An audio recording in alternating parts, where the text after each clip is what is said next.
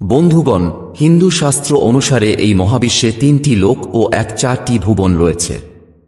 অনেক লোকেদের মনেই প্রশ্ন আসে যে পৃথিবী ছাড়াও কি এই মহাবিশ্বে আরও অনেক জগৎ আছে? যদি তাই হয়, তাহলে কি তাদের দেখা যেতে পারে এবং তাদের কাছে পৌঁছানো যেতে পারে? বৈকুণ্ঠ এবং স্বর্গলোক কি সত্যি আজও বিদ্যমান? যদি তাই হয়, তাহলে কেন আমরা আমাদের উন্নত বিজ্ঞানের সাহায্যে এই জগৎগুলি খুঁজে পাচ্ছি না? বন্ধুরা, আপনি পৃথিবীতে এমন অনেক স্থান দেখেছেন বা তাদের সম্পর্কে শুনেছেন যাদের নামের আগে পাতাল শব্দ রয়েছে, যেমন পাতাল কোট, পাতাল পানি, পাতাল দ্বার, পাতাল ভৈরবী, পাতাল দুর্গ, পাতাল ভুবনেশ্বর ইত্যাদি। নর্মদা নদীকেও পাতাল নদী বলা হয়। এইসব কিছুর সম্পর্ক কি মাটির নিচে পাতাল লোকের সাথে আছে, যা 7টি আলাদা আলাদা লোকে বিভক্ত আছে? আমাদের কৌতূহল মেটানোর জন্য এবং এই সমস্ত প্রশ্নের উত্তর খুঁজতে আমরা প্রায় 7টি আলাদা আলাদা উৎস বিশ্লেষণ করেছি। আর তারপরে আমরা যে আশ্চর্যজনক তথ্য জানতে পেরেছি তা এই ভিডিওতে আপনাদের সামনে তুলে ধরা হবে। বন্ধুরা, আমরা এবং আপনারা যে পৃথিবীতে বাস করি, আমাদের ইন্দ্রিয় এতই সীমিত যে আমরা মহাবিশ্বের অনেক কিছুই না দেখতে পারি, না শুনতে পারি। আজকের বিজ্ঞানও একই কথা বলে। মহাবিশ্বে এমন অসংখ্য রহস্য রয়েছে যা আমরা বৈজ্ঞানিক পদ্ধতিতেও বের করতে পারি না। আজ মঙ্গল গ্রহে পৌঁছাতে আমাদের অনেক মাস লেগে যায়, অথচ আমাদের ধর্মীয় শাস্ত্রে হাজারবার উল্লেখ আছে যে ঋষি মুনিরা তাদের যোগশক্তি দিয়ে মহাকাশ অতিক্রম করে স্বর্গলোকের যাত্রা মাত্র কয়েক মুহূর্তের মধ্যে করে নিতেন। বশিষ্ঠ ও বিশ্বামিত্রদের মতো মহান ঋষিরা নিজেদের দেহ সহ বহুবার পৃথিবী থেকে স্বর্গে যেতেন এবং সেখানে অনুষ্ঠিত সভায় অংশ নিতেন। এই ভিডিওতে আগে আমরা আপনাকে বৈকুণ্ঠলোক সম্পর্কিত কিছু বিশেষ তথ্য দেব এবং আপনাকে বলবো যে ভগবান বিষ্ণুর এই লোক কোথায় অবস্থিত, পৃথিবী থেকে কত দূরত্বে আছে এবং কিভাবে মানুষ এই লোকে যেতে পারে। এর সাথে আমরা আপনাকে স্বর্গলোক এবং পৃথিবীর নিচে অবস্থিত শতলোকের বিষয়ে এবং ভগবান শঙ্করের পাতাল স্বরূপ সম্পর্কে বিস্তারিত তথ্য দেব। এছাড়াও আপনি এটিও জানবেন যে ভগবান শঙ্করের গলায় জড়ানো সাপটি কোন জগতের রাজা এবং সেই লোকে আর কোন কোন বিশেষ প্রাণীরা বসবাস করে। বেদ গ্রন্থ এবং পুরাণ অনুসারে আমাদের মহাবিশ্বে 3টি লোক এবং 4টি ভুবন রয়েছে এবং ভগবান বিষ্ণুর বৈকুণ্ঠ লোক এই 3টি লোক এবং 4টি ভুবনের উপরে। আসুন প্রথমে বৈকুণ্ঠ লোক সম্পর্কে জেনে নিই। ভগবান বিষ্ণুর ধাম বৈকুণ্ঠকে মহাবিশ্বের বাইরে এবং 3 লোকের উপরে বলা হয়েছে। এই লোক ব্রহ্মাণ্ডের থেকে 3 গুণ বড়। বৈকুণ্ঠ একটি খুব সুন্দর জায়গা এবং এখানে বসবাসকারীদের জীবনও ততটাই সুন্দর। এই লোকে পৌঁছানোকেই মোক্ষ বলা হয়, কারণ এখানে পৌঁছে আত্মা একটি দিব্য দেহ লাভ করে এবং জন্মমৃত্যুর বন্ধন থেকে মুক্ত হয়। বৈকুণ্ঠের দেখাশোনার জন্য ঈশ্বরের 6 কোটি পার্ষদ পদায়ন করা হয়। এই লোকের মাঝখানে ভগবান বিষ্ণু ও দেবী লক্ষ্মী পদ্ম ফুলের উপর বিরাজমান আছে। বন্ধুরা, পৃথিবী থেকে বৈকুণ্ঠের দূরত্ব প্রায় 4 পদম 10 নীল 40 ট্রিলিয়ন কিলোমিটারেরও বেশি। 410000000000000 আজ আমরা মহাকাশে সবচেয়ে দ্রুত 39000 কিলোমিটার প্রতি ঘন্টার গতিতে ভ্রমণ করতে পারি। যদি আমরা এই গতিতেই বৈকুণ্ঠ লোকের দিকে অগ্রসর হই, তবুও এই দূরত্ব পূর্ণ করতে আমাদের 1-2 লক্ষ বছরেরও বেশি সময় লেগে যাবে। অর্থাৎ আজকের প্রযুক্তি অনুসারে বৈকুণ্ঠ লোক পর্যন্ত পৌঁছানো অসম্ভব। ভগবদ্গীতার 8ম অধ্যায়ে শ্রীকৃষ্ণ অর্জুনকে বলেছেন, হে অর্জুন, ব্রহ্মলোক সহ সমস্ত লোক পুনরাবৃত্ত হয়, কিন্তু হে কুন্তিপুত্র, আমাকে প্রাপ্ত হয়ে পুনর্জন্ম হয় না, কারণ আমি কালাতীত। এর অর্থ হল বৈকুণ্ঠ ধাম কখনো বিনষ্ট হয় না। এটি ছাড়া আর যত লোক এবং ভুবন রয়েছে, এমনকি ব্রহ্মলোকও সৃষ্টির সাথে সমাপ্ত হয় এবং আবার সৃষ্টি হয়। বন্ধুরা, আমরা যখন 3টি লোকের কথা বলি তো এটির অর্থ পৃথিবী লোক, আকাশ লোক এবং পাতাল লোক হয়ে থাকে। বিষ্ণু পুরাণে উল্লিখিত 4টি লোকের মধ্যে 7টি লোককে বলা হয়েছে ঊর্ধ্বলোক, আরও 7টিকে অধোলোক বলা হয়েছে। আকাশ লোক পৃথিবীর উপরে আছে আর পাতাল লোক পৃথিবীর নিচে। বোঝার জন্য যদি আমরা পৃথিবীকে ভিত্তি হিসাবে বিবেচনা করি, তাহলে পৃথিবীর উপরের আকাশটি 6টি লোকে বিভক্ত, যেখানে পৃথিবীর নিচের পাতাল লোকটিও 7টি জগতে বিভক্ত। এগুলি একসাথে এক চারটি লোক অর্থাৎ এক চারটি ভুবন গঠন করে। বন্ধুগণ, আমাদের পৃথিবী, যাকে আমরা মৃত্যুজগৎ বলে থাকি, আকাশ লোক ও পাতাল লোকের মাঝখানে অবস্থিত।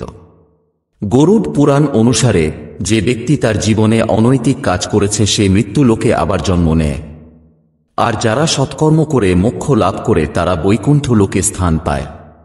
বন্ধুরা, আসুন আমরা প্রথম পর্বে পৃথিবীর নিচে অবস্থিত 7টি লোক সম্পর্কে জেনে নেই। পৃথিবীর নিচে থাকা প্রথম লোকটির নাম হল অতল। এটি আমাদের পৃথিবী থেকে 10,000 যোজন গভীরে অবস্থিত। এর ভূমি সাদা। অতল পাতাল লোকের ময়দানবের পুত্র অসুরবল, যিনি এখানে 9-6 ধরনের মায়া রচিত করেছেন। বিশ্বকর্মা যেমন দেবতাদের স্থপতি, তেমনি ময়দানব অসুরদের স্থপতি। এই লোকে তাদেরই আধিপত্য আছে। বন্ধুরা, পৃথিবীর নিচের দ্বিতীয় লোকটি খুবই বিশেষ, কারণ ভগবান শঙ্কর এখানে তাঁর দ্বিতীয় স্বরূপ হাটকেশ্বর মহাদেব রূপে বিরাজমান আছেন। এই লোকের নাম বিতল, আর এটি অতলের থেকে 10,000 যোজন নিচে আছে। বিতল লোকে ভগবান হাটকেশ্বর মহাদেব তাদের ভূতগণ এবং সভাসদদের সাথে থাকেন এবং তারা এই লোকে শাসন পালন করেন। তারা প্রজাপতির সৃষ্টির বৃদ্ধির জন্য ভবানীর সাথে বিচরণ করতে থাকেন। তাদের দুজনের প্রভাবে সেখানে হাট নামে একটি সুন্দর নদী প্রবাহিত হয়। তৃতীয়টি হল সুতল। এটি বিতল থেকেও 10,000 যোজন নিচে। এর ভূমি অরুণ মানে প্রাতকালীন সূর্যের রঙের। পৃথিবীর নিচে চতুর্থ লোক হল তলাতল। এটি সুতলের থেকে আরও 10,000 যোজন নিচে অবস্থিত। এই লোকে দানব রাজময় থাকেন, যে এই লোকে শাসন করেন। ময় দানব বিষয়ের পরম গুরু এবং নিজের মায়া দিয়ে সব ধরনের রচনা করতে জানেন। কথিত আছে যে সেই কালের অর্ধেক জগৎকে ময় নির্মিত করছিলেন। পৃথিবীর নিচের পঞ্চম অধোলোকটির নাম মহাতল, যা তলাতলের থেকে 10,000 যোজন নিচে। এর জমি কাঁকর যুক্ত। মহাতলে কাশ্যপের স্ত্রীর কাছ থেকে জন্ম নেওয়া ক্রুদ্ধ বহুমুখী সাপের একটি সম্প্রদায় বাস করে। তাদের তক্ষক, কালিয়া, সুসেন ও কাহুক এদের মধ্যে প্রধান নাগ। মহাভারত গ্রন্থেও তক্ষকের উল্লেখ পাওয়া যায়। এটি কাশ্যপের স্ত্রী কদ্রুর থেকে জন্ম হয়েছিল, যিনি 1000 সাপের জন্ম দিয়েছিলেন। তক্ষক ছিল নাগরাজ বাসুকীর চেয়ে ছোট এবং অন্যান্য সাপের মধ্যে সবচেয়ে ভয়ঙ্কর। এটি পাতাল লোকের 8টি প্রধান সাপের মধ্যে একটি। একে সর্পরাজও বলা হয়। তক্ষককে ভগবান শিবের গলায় বসবাসকারী নাগরাজ বাসুকীর ছোট ভাই বলে মনে করা হয়। পৃথিবীর নিচে ষষ্ঠ অধোলোকের নাম রসাতল। এটি মহাতলের থেকে আরও 10,000 যোজন নিচে অবস্থিত। রসাতলে পনি নামের রাক্ষস ও দানবরা বাস করে। এদেরকে নিভাত কবচ ও হিরণ্যপুরের বাসিন্দাও বলা হয়। আগে এই শহরটি ইন্দ্রের মতো দেবতাদের নিয়ন্ত্রণে ছিল, যা ইন্দ্রলোকের চেয়েও সুন্দর ছিল। পরবর্তীতে ব্রহ্মাজির আশীর্বাদে নিবাতকবচ রাক্ষসরা বেশি শক্তিশালী হয়ে ওঠে এবং তারা ইন্দ্রের কাছ থেকে সেই শহরটি জিতে নেয়। পরে অর্জুন ইন্দ্রের সাহায্যে এখানকার অসুরদের বিনাশ করেন। শেষ অধোলোক হল পাতাল লোক। এটি রসাতল থেকেও 10,000 যোজন নিচে এবং এর ভূমি সোনার তৈরি। এখানে কুলিক, মহাসন্দা, ধনঞ্জয়, শঙ্খচূড, অক্ষতর এবং দেবদত্তের মতো খুব রাগী এবং বড় ফনাওয়ালা সাপ বাস করে। এসবদের মধ্যে কারুর 5, কারুর 7, কারুর 10, কারুর 100 এবং কারুর 1000 খানা মাথা আছে। তাদের ফনাগুলির উপর উজ্জ্বল রত্নগুলি তাদের আলো দিয়ে পাতালের সমস্ত অন্ধকারকে ধ্বংস করে দেয়। এই সাপের মধ্যে বাসুকী নাগ সবচেয়ে প্রধান। ভগবান শিবের পরম ভক্ত হওয়ার কারণে বাসুকী তাঁর গলায় বিরাজমান থাকেন। বাসুকী নাগকে সমস্ত নাগ রাজবংশের রাজা হিসাবে বর্ণনা করা হয়েছে। শাস্ত্র অনুসারে একসময় কৈলাস পর্বতের কাছে বাসুকীর এক বিশাল রাজ্য ছিল। অত্যন্ত বিশাল এবং দীর্ঘ দেহের কারণে বাসুকী নাগ সমুদ্র মন্থনের সময় দড়ি হিসাবে একটি গুরুত্বপূর্ণ অবদান রেখেছিলেন। বাসুকী নাগের মাথায় একটি নাগমণি রয়েছে। মনে করা হয় বাসুকী নাগের কারণেই প্রথম শিবলিঙ্গ পূজার প্রচলন শুরু হয়েছিল। আমাদের দেশে খুব কম মানুষই এমন আছে যারা সহবাস সম্পর্কে খোলাখুলি কথা বলে। কিন্তু আপনি কি কখনো ভেবে দেখেছেন যে হিন্দু ধর্ম যদি সহবাসের বিরোধী হতো, তাহলে কি হিন্দু ধর্মের মূল সিদ্ধান্তে অর্থ, কাম এবং মোক্ষের কাজকে অন্তর্ভুক্ত করা হতো? কল্পনা করুন যদি খজুরাহোর মন্দিরগুলি নির্মিত হতো। নাকি আচার্য বৎসায়ন কামসূত্রের মতো বই রচনা করতেন? যদি না হয়, তাহলে কেন আমরা আজ সহবাসের মতো একটি গুরুত্বপূর্ণ বিষয় নিয়ে কথা বলতে ভয় পাই? কারণ হিন্দু প্রাচীন নিয়ম অনুসারে সহবাস থেকে সন্তানের বৃদ্ধি, বন্ধুত্বের সুবিধা, সাহচর্যের সুখ, মানসিক পরিপক্কতা, দীর্ঘায়ু হতে পারে।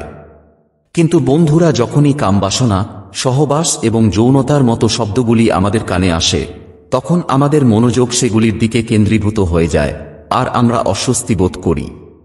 কিন্তু আপনি কি কখনো ভেবে দেখেছেন যে বিয়ের আগে যৌনতা প্রায় সব ধর্মেই নিষিদ্ধ, কিন্তু এমন কোন ধর্ম আছে যেখানে এই সহবাসের সম্পর্কগুলোকেও সামাজিকভাবে স্বীকৃত দেওয়া হয়েছে? বিয়ের আগে যৌন মিলনের জন্য হিন্দু ধর্মে কি কোনো কঠোর শাস্তি নির্ধারিত আছে? গরুড় পুরাণে এ সম্পর্কে কি লেখা আছে? এই সমস্ত প্রশ্নের উত্তর আজকের এই ভিডিওতে দেখব। নমস্কার বন্ধুরা, স্বাগতম আমাদের চ্যানেল বৈদিক জ্ঞান সঙ্গমে। আপনাকে চ্যানেলটি সাবস্ক্রাইব করার জন্য অনুরোধ করা হচ্ছে এবং কমেন্ট বক্সে জয় শ্রী নারায়ণ লিখে ঈশ্বরের প্রতি কৃতজ্ঞতা প্রকাশ করুন। বন্ধুরা, হিন্দু ধর্মীয় মান্যতা অনুসারে প্রতিটি মানুষ জন্ম থেকেই কিছু না কিছু ঋণ নিয়ে এই পৃথিবীতে আসে। এর মধ্যেই একটি ঋণ হল পিতৃঋণ, যা সেই ব্যক্তি বাবা বা মা হয়ে পরিশোধ করে। আর এই কারণেই হিন্দু ধর্মের 16টি রীতিতে বিবাহকে অন্তর্ভুক্ত করা হয়েছে। কিন্তু এমনকি সহবাস করার জন্য আমাদের ধর্মগ্রন্থে কিছু নিয়ম বলা হয়েছে। যে ব্যক্তি নিয়মগুলো পালন করে না, তাকে মারাত্মক পরিণতির ভুগতে হয়। গরুড় পুরাণে বলা হয়েছে যে ব্যক্তি বিবাহের আগে মর্যাদার সীমা অতিক্রম করে বিয়ের আগে অন্য স্ত্রী বা অন্য পুরুষের সাথে সম্পর্ক স্থাপন করে, তার জন্য যমরাজ অত্যন্ত কঠোর শাস্তি নির্ধারণ করেছেন।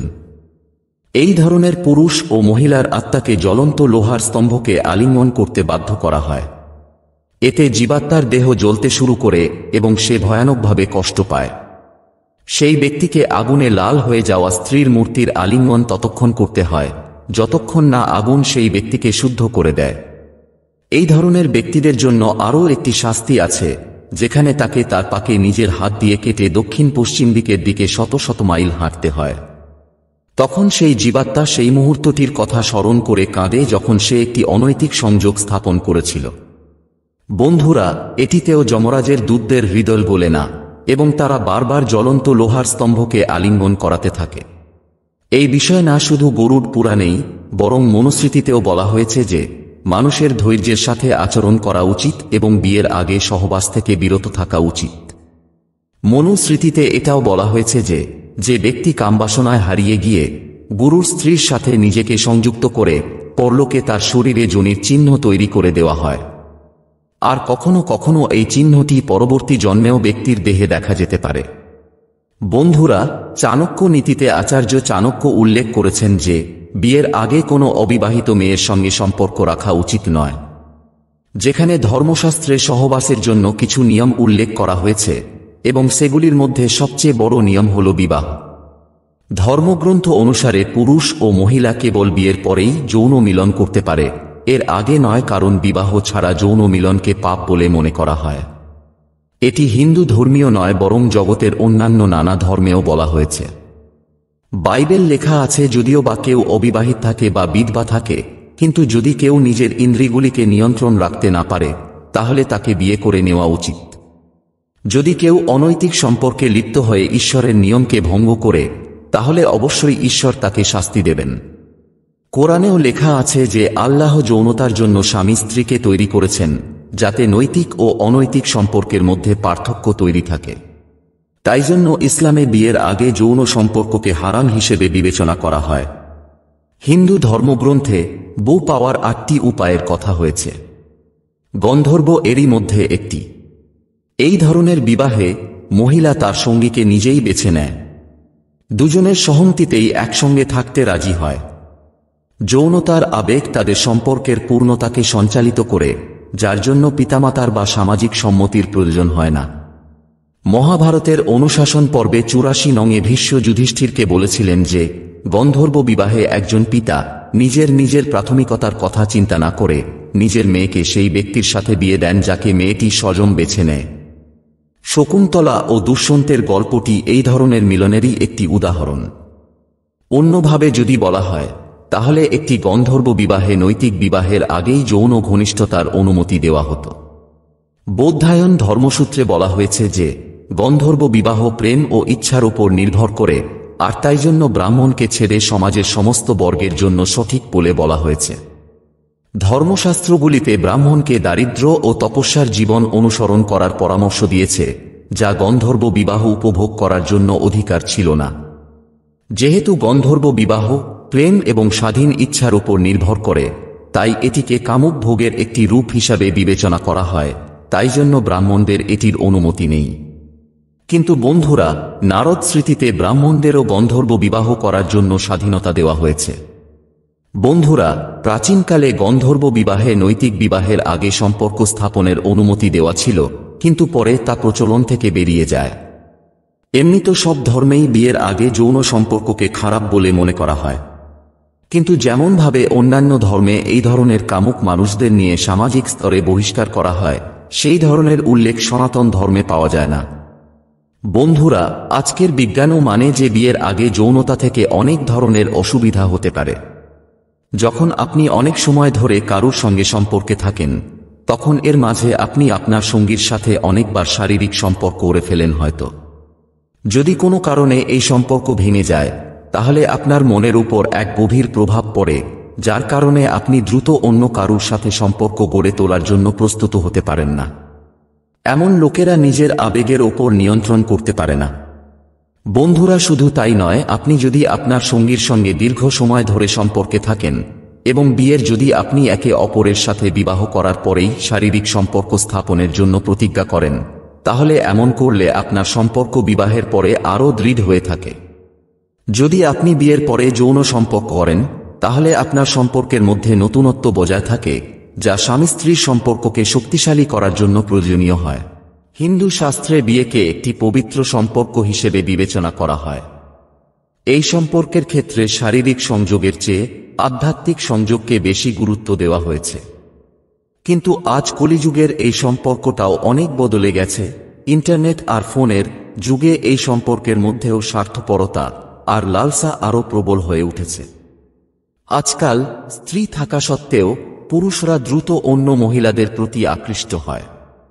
আপনি নিশ্চয়ই একটি কথা শুনেছেন যে নিজের সন্তান এবং অন্যের স্ত্রী বেশি ভালো লাগে। প্রায়শই পুরুষেরা নিজের স্ত্রীদের সাথে শারীরিক সম্পর্ক করতে করতে তাদের মন উঠে যায়।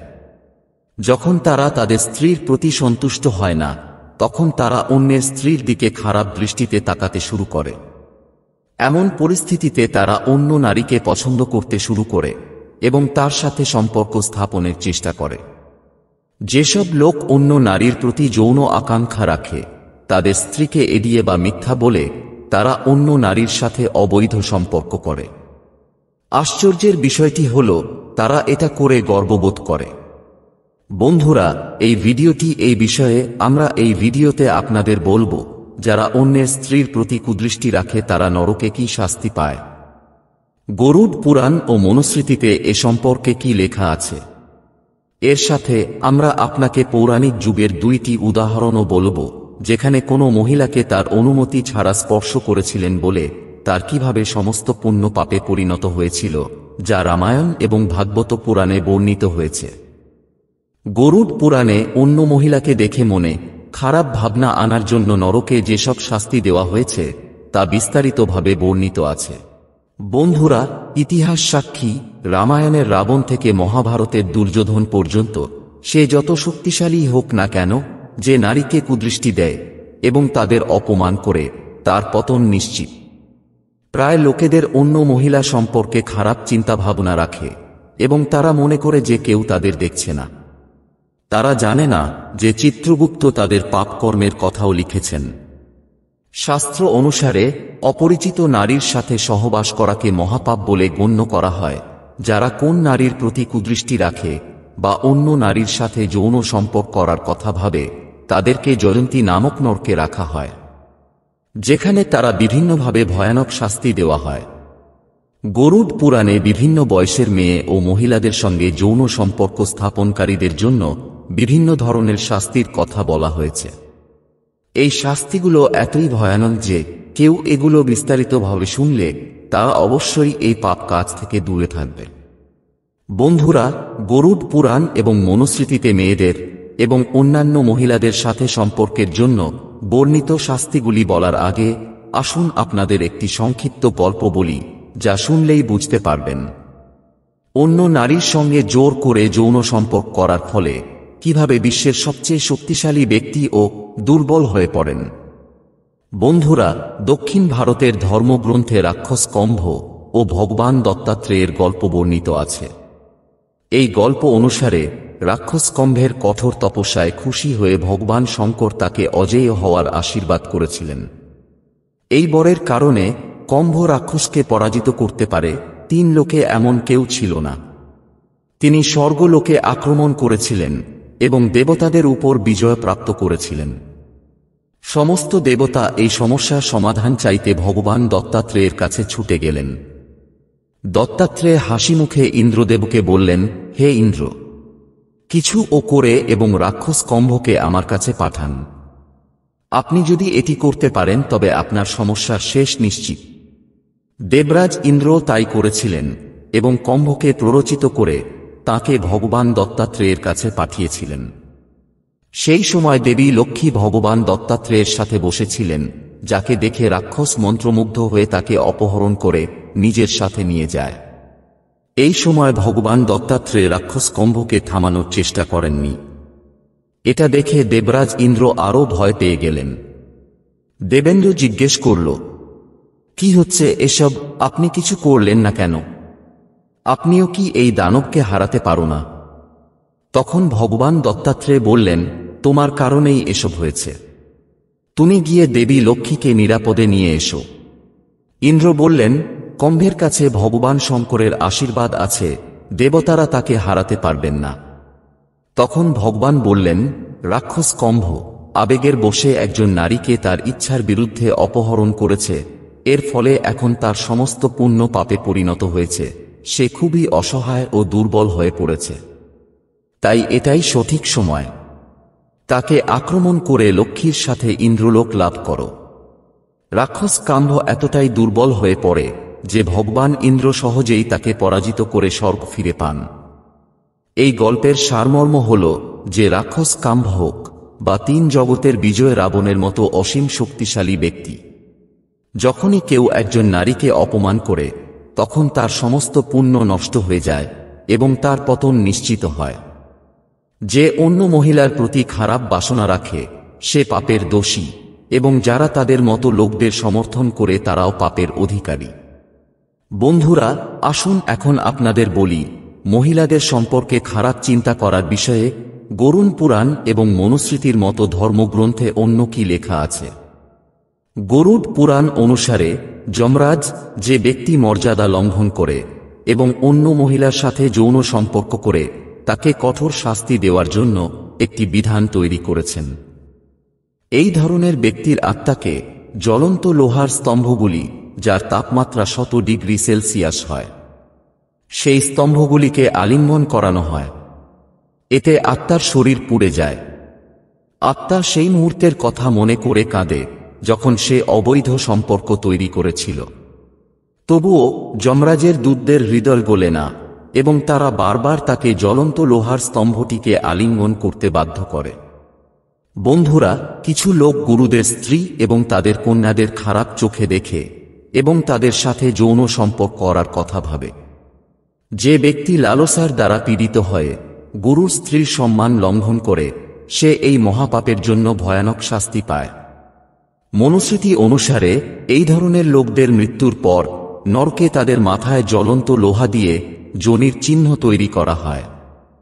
অনেক সময় পরবর্তী জন্মেও সেসব ব্যক্তির মাথায় একই চিহ্ন দেখা যায়। নরকের আগুনে, যার তাপমাত্রা হাজার হাজার ডিগ্রি সেলসিয়াস, এই আগুনে এই পাপী মানুষগুলোকে দগ্ধ করা হয়।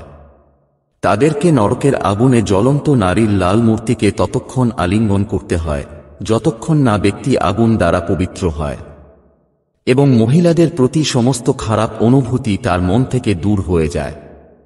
এমন ব্যক্তির জন্য তৃতীয় শাস্তি হল তাকে নিজ হাতে তার গোপনাঙ্গ কেটে ফেলতে হয় এবং অনন্তকালের জন্য দক্ষিণ পশ্চিম দিকে হাঁটতে হবে যতক্ষণ না সে মারা যায়। এমন ব্যক্তি বছরের পর বছর নরকের অত্যাচার সহ্য করে গিরগিটির হয়ে জন্ম নিতে হয়। যে ব্যক্তি অন্যের স্ত্রী বা কন্যাকে অপহরণ করে তাকে তামিশ্র নামক নরকে সবচেয়ে জঘন্য শাস্তি দেওয়া হয়। এতে যমদূত তাকে অনেক ধরনের শাস্তি দেন। তাদের ঘোড়া দ্বারা চালিত হয় এমন অস্ত্র, গদা ইত্যাদি দিয়ে পিষ্ট করা হয়। যে ব্যক্তি তার বন্ধু বা ভাইয়ের সাথে বিশ্বাসঘাতকতা করে এবং তার স্ত্রীর সাথে সম্পর্ক রাখে, তাকে অন্ধতামিশ্র নরকে কঠিন নির্যাতন ভোগ করতে হয়। এই নরকে সে অন্ধ হয়ে যায় এবং অনেক কষ্ট ভোগ করে। বন্ধুরা, বানর রাজা বালি তার ভাইয়ের স্ত্রীকে জোর করে নিজের কাছে রেখেছিলেন।